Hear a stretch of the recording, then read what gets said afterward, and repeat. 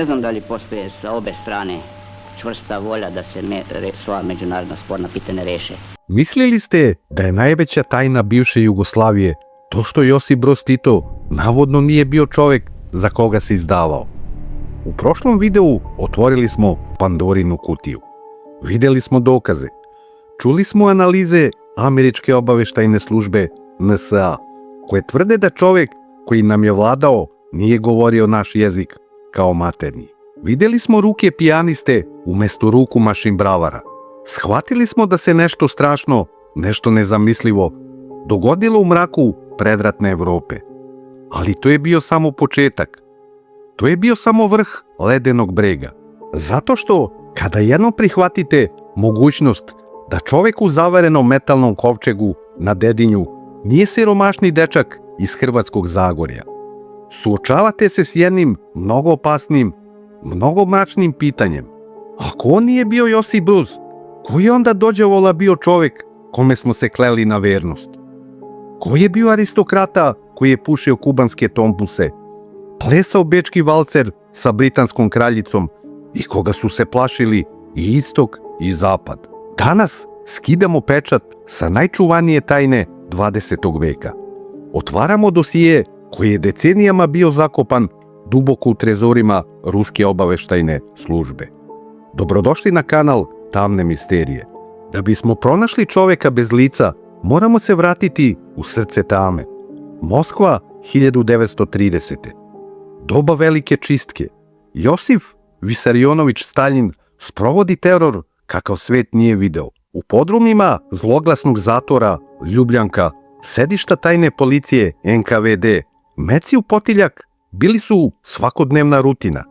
Tu su nestajali generali, političari, intelektualci i skoro kompletno rukovodstvo Komunističke partije Jugoslavije. Zvanična istorija nam kaže da je pravi Josip Broz, naš Jože iz Kumrovca, nekim čudom preživeo ovu mašinu za mlevenje mesa. Kako? Navodno bio je snalažljiv, ali obaveštajni arhivi, oni koji su nakratko ugledali svetlost dana nakon pada Sovjetskog saveza 90. godina, pričaju jednu potpuno drugačiju jezivu priču. U tim arhivima istoričari koji su tragali za Titom naišli su na jedan specifičan dosije. Dosije čoveka čiji se opis do zastrašujućih detalja poklapa sa liderom kojeg smo mi poznavali. Njegovo ime bilo je Walter Weiss. Ko je bio Walter Weiss? Zamislite potpunu suprotnost neobrazovanom radniku iz Kumrovca. Walter je rođen u imućnoj porodici, verovatno poljskih Jevreja. Neki izvori tvrde da je rođen u Bruklinu, u Njujorku, a da se njegova porodica kasnije preselila u Evropu. Ono što je sigurno jeste da je Walter odrastao u Beču i Kijevu. Bio je genije, poliglota, čovek koji je tečno govorio ruski, poljski, nemački i engleski jezik. Da, svirao je klavir, i to maestralno. Imao je aristokratsko držanje, meke ruke intelektualca i urođen talenat za manipulaciju. Za sovjetsku obaveštajnu službu NKVD Walter Weiss nije bio samo čovek.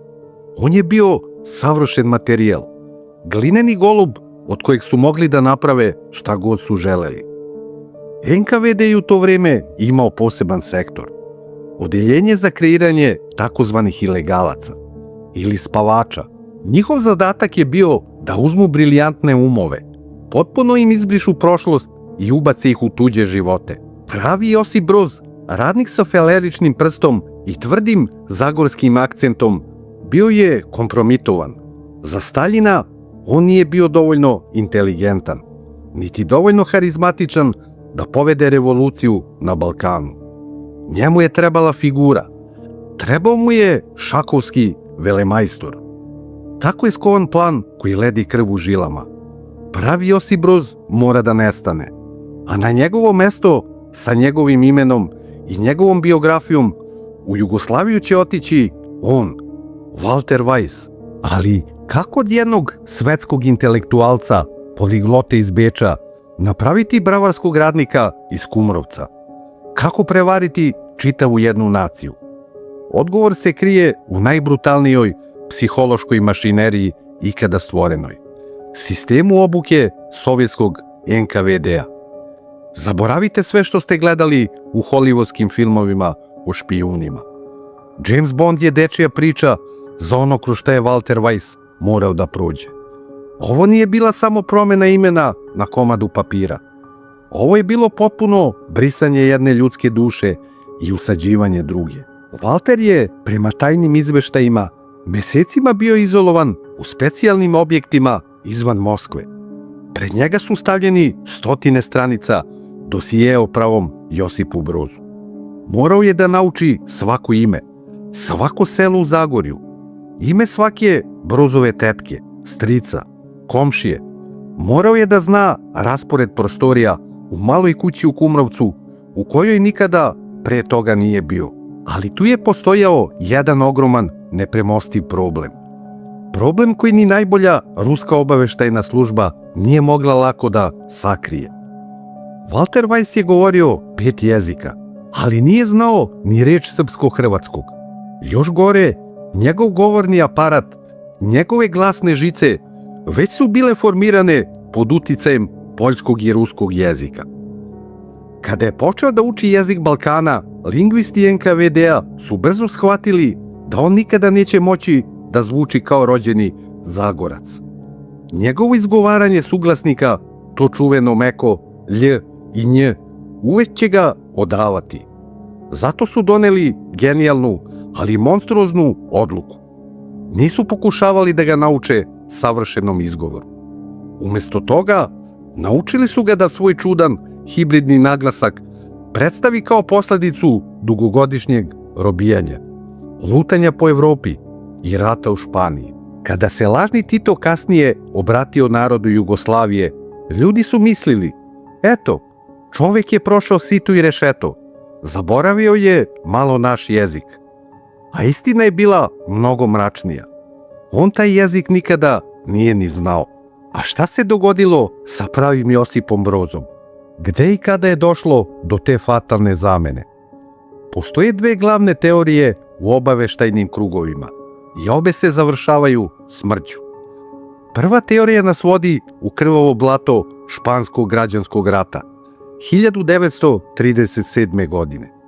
Zvanična istorija tvrdi da Tito nikada nije bio na prvoj liniji fronta u Španiji. Međutim, određeni svedoci, komesari iz tog vremena, koji su kasnije volšebno nestali u čistkama, šaputali su da je pravi Josip Broz tamo smrtno ranjen, da je iskrvario na nekom brdu oko Madrida i da je tajno sahranjen bez imena. Sovjeti su tada shvatili da imaju savršenu priliku. U Jugoslaviju umesto Leša Mašinbravara vraćaju Waltera Weissa. Druga teorija, ona koja više plaši istoričare, vraća nas na onaj podrum u Lubjanki. Pravi Josip Broz je 1937. pozvan u Moskvu na konsultacije. U tom trenutku Stalin je likvidirao celokupno jugoslovensko komunističko rukovodstvo. Milan Gorkić, tadašnji sekretar partije, streljan. Sima Marković, streljan. Svi su završili u masovnim grobnicama. Da li verujete da je običan bravar iz Zagorja bio jedini čovjek dovoljno pametan da nadmudri Staljinove dželate? Ili je istina mnogo prostija? Pravi Josip Broz nikada nije izašao iz te zgrade živ. Čovjek koji je ušao kroz ta vrata bio je Josip Broz iz Kumrovca. Čovjek koji je izašao bio je agent Walter Weiss. Opremljen novim identitetom, novim dokumentima i zadatkom da preuzme kontrolu nad Balkanom. Kada se taj novi Tito pojavio pred jugoslovenskim komunistima, nešto je bilo čudno. Uzmite recimo svedočenje jednog starog predratnog komuniste iz Zagreba, koje je decenijama čuvano u strogoj tajnosti. On je zapisao: Joža je otišao u Moskvu kao seljak, vratio se kao gospodin, nije više pio lošu rakiju, tražio je dobra vina, više nije hodao pogrbljeno, imao je stav pruskog oficira i najvažnije, onaj ožiljak na prstu od mašine više ga nije bilo. Ruke novog vođe bile su mekane, ruke klaviriste, ruke ubice i senke, a ne radnika sa fabričke trake. Tako je počela najveća obmana u istoriji. Spavač se probudio. Walter Weiss je počeo da igra svoju ulogu života. Ulogu za koju će na kraju dobiti državu, dvorce i status poluboga na zemlji. Ali postojala je jedna sitnica. Jedan testkojni najbolji agent KGB-a ne može tek tako da prođe. Morao je da se vrati u rodno selo. Morao je da se suoči sa rođacima i ljudima koji su pravog Josipa Broza poznavali od rođenja. Godina je 1945.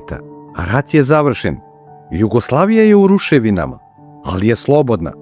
A iz tih ruševina, kao apsolutni pobednik, kao maršal i božanstvo, izdiže se on, Tito. Dolazi trenutak za najteži zadatak svakog tajnog agenta.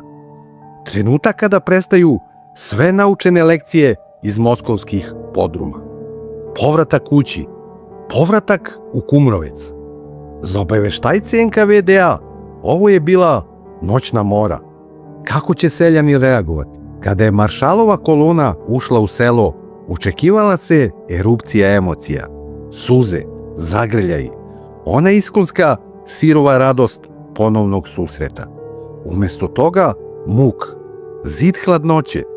Svedoci tog vremena, oni malobrojni koji su pred smrt smeli da progovore, opisali su taj susret kao zastrašujuće neprirodan.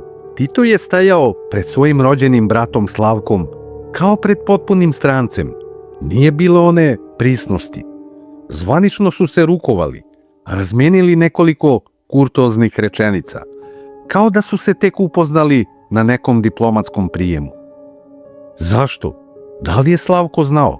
Jedan stari sused, čovek koji je sa pravim Josipom išao u seosku školu, te večeri je u lokalnoj kafani, nakon nekoliko čaša vina, navodno izgovorio rečenicu zbog koje je kasnije mogao da izgubi glavu. Ovaj gospodin lepo priča, nosi lepo delo, ali naš Joža nije imao takve meke ruke i nikada, baš nikada, nas nije gledao sa takve visine. Ali ako su seljaci iz Kumrovca znali, ako su stari španski borci sumnjali, zašto su ćutali? Zašto niko nije vrisnuo, ovo je prevara? Odgovor se krije u 4 slova koja su sejala strah širom Balkana. Ozna, a kasnije Udba. Na scenu stupa čovek iz senke. Aleksandar Ranković, poznati kao Leka, kum maršala Tita i drugi najmoćniji čovek u državi. Ranković je bio apsolutni gospodar života i smrti. Njegova tajna policija imala je uši u svakoj kafani, u svakoj spavaćoj sobi, u svakom rovu. Svi oni koji su previše glasno pitali zašto Tito zvuči kao Rus, svi oni stari komunisti koji su se sećali Josipa Broza bez prsta, misteriozno su nestajali. Neki su ginuli u saobraćajnim nesrećama. Drugi su preko noći proglašavani narodnim neprijateljima i slati na Goli otok, gde im je lomeći kamen lomljeni duh. Strah je postao jači od istine. U Kumrovcu su ljudi naučili da klimaju glavom. Naučili su da aplaudiraju čoveku u beloj uniformi, dok su u dubini duše znali da on nije krv njihove krvi. Ali sistem koji je Ranković izgradio da zaštiti najveću tajnu, na kraju se okrenuo protiv njega. Jer kada previše dugo čuvate tajne, počnete da ih čitate. Šta se dogodilo kada je sam Aleksandar Ranković, čovjek koji je držao ključeve svih sefova, došao do onog zloglasnog dosijeja NKVD-a? Šta se dogodilo na Brionskom plenumu 1966. godine? Kada je tvorac udbe morao biti slomljen, pre nego što izgovori ono što se nije smelo izgovoriti. 60. godine Jugoslavija je na vrhuncu. Gradovi se grade. Pasoši otvaraju sva vrata. Tito je međunarodna zvezda. Njegovom dvoru zavide kraljevi. Ali iza tih nasmejanih lica, iza aplauza i luksuza, u samom vrhu države odvija se smrtonosna igra šaha. Čovek zadužen da čuva Titov presto bio je Aleksandar Ranković, Leka, osnivač svemoćne tajne policije UDBE. On je bio oči i uši režima. Znao je sve. Znao je šta svaki građanin misli, šta svako selo priča. Ali Ranković je bio previše pedantan, previše temeljan obaveštajac. On je kopao po arhivama, imao je svoje ljude u Moskvi, agente koji su mu donosili izveštaje iz sovjetskih centrala. I malo po malo, komadići slagalice počeli su da se sklapaju u njegovoj glavi. Postoje tvrdnje istoričara tajnih službi da je Ranković došao do takozvanog moskovskog dosijeja, istog onog dosijeja koji govori o Walteru Weissu. Shvatio je matematičku i medicinsku nemogućnost. Znao je da čovek sa kojim sedi za stolom i pije konjak na Brionima nije njegov predratni saborac. A onda se desila 1966. godina. Zloglasni Brionski plenum. Zvanična istorija nas uči da je Ranković smenjen jer je navodno ugradio mikrofone u Titovu spavaću sobu. Da je hteo vlast. Zapitajte se, da li bi jedan od najinteligentnijih obaveštajaca Evrope bio toliko glup da postavi očiglednu bubu pod krevet čoveku kojeg štite najmoćnije službe bezbednosti? Da li bi to uradio tako diletantski da ga uhvate? Ili je istina bila da Ranković nije pao zbog prisluškivanja, već zato što je pročitao previše? Morao je biti politički i fizički eliminisan, pre nego što u javnost iznese najveću državnu tajnu. Sklonjen je, stavljen pod prismotru i godinama kasnije preminuo je po čudnim okolnostima u Dubrovniku. Ali ako je Ranković uklonjen jer je saznao tajnu iz papira, šta ćemo sa osobom koja je sa tim čovekom delila istu postelju decenijama? Jovanka Broz, žena sa čuvenom punđom, uvek tu, uvek nasmejana, na svim prijemima od Londona do Vašingtona. A onda, pred sam kraj Titovog života, ona misteriozno nestaje. Nema je na zvaničnim fotografijama, nema je na prijemima, izbrisana je. Zvanično objašnjenje je bilo uvredljivo jednostavno. Mešala se u politiku i postala je paranoična. Pravi razlog zbog koje je izolovana i praktično stavljena u kućni pritvor bila je možda njena sumnja. Zamislite taj užas. Živite sa čovekom decenijama, slušate ga kako govori u snu, vidite svaku promenu na njegovom telu, vidite da njegov akcenat kada je ljut ili bolestan više nema veze sa onim kako je navodno govorio u mladosti. Jovanka nije bila glupa. Ona je primetila ožiljke koji nedostaju. Primetila je navike koje nisu mogle pripadati siromašnom radniku. Počela je da postavlja pitanja. Počela je da traži dokumente, a u svetu gde je Tito Bog, postavljanje pitanja je značilo smrtnu presudu. Zato su joj oduzeli pasoš. Zato su je zaključali u vilu na Dedinju, bez grejanja, u bedi. Plašili su se starice, ne zato što je želela vlast, već zato što je držala ključ Titovog identiteta. I taj ključ je odnela sa sobom u grob. Ali ni najveća tajna policija ne može zaustaviti biologiju. Bližila se 1980. godina. Bolnica u Ljubljani. Bližio se trenutak kada će istina morati da izbije na površinu. Telo maršala počelo je da otkazuje. Gangrena na nozi zahtevala je hitnu amputaciju. Ali on je danima trpeo stravične nadljudske bolove. I uporno, panično, odbijao operaciju pod punom anesteziju. Zašto? Da li se zaista plašio da će ostati invalid?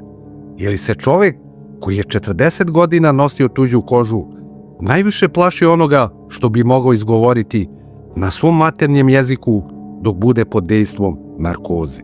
4. maj, 15 časova i 5 minuta. Predstava duga 4 decenije je završena. Spuštena je zavesa na najveći mađioničarski trik 20. veka. Ali čak i u smrti obmana je morala biti savršena.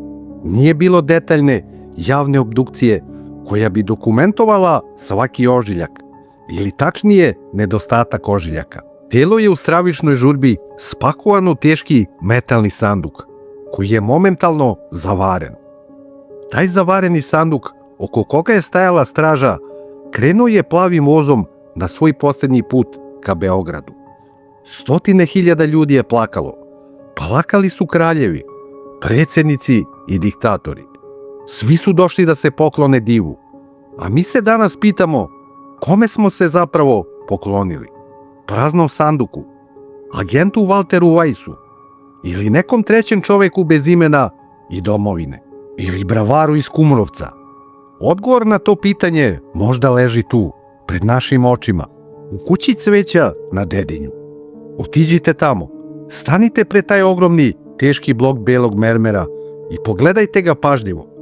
Na njemu piše samo Josip Broz Tito, 1892. 1980. I to je sve. Gde je petokraka? Gde je Srp i Čekić? Čovek koji je vodio komunističku partiju, čovek koji se na rečima celog života borio za radničku klasu i slao ljude na robiju zbog ideologije, sahranjen je bez jednog komunističkog simbola. Nema ideološkog obeležja. Danas u 21. veku imamo tehnologiju, imamo DNK analizu. Porodica Broz ima žive potomke. Krv pravog Josipa Broza teče venama njegovih unuka i praunuka. Istinu bismo mogli da saznamo za manje od 24 sata. Jedan bris, jedan uzorak sa posmrtnih ostataka. Ali svi zahtevi za otvaranje grobnice i vršenje nezavisne DNK analize su i dalje apsolutno zabranjeni. Zapitajte se zašto. Ako u kući cveća leži pravi Joža iz Kumrovca, zašto se plašimo istine? Kome odgovara da ova tajna ostane zakopana po tonama mermera? Možda je onaj nesrećni bravar iz Zagorja odavno pretvoren u prah u nekom zaboravljenom rovu u Španiji ili u masovnoj grobnici u Rusiji. A nama je ostao spomenik nepoznatom geniju koji je odigrao ulogu Boga, dok smo mi, milioni nas, bili samo statisti u njegovom brutalnom filmu. Šta vi mislite? Ko zaista leži u kući cveća? Da li je Tito bio najveći sin naših naroda? Ili najuspešniji špijun u istoriji čovečanstva?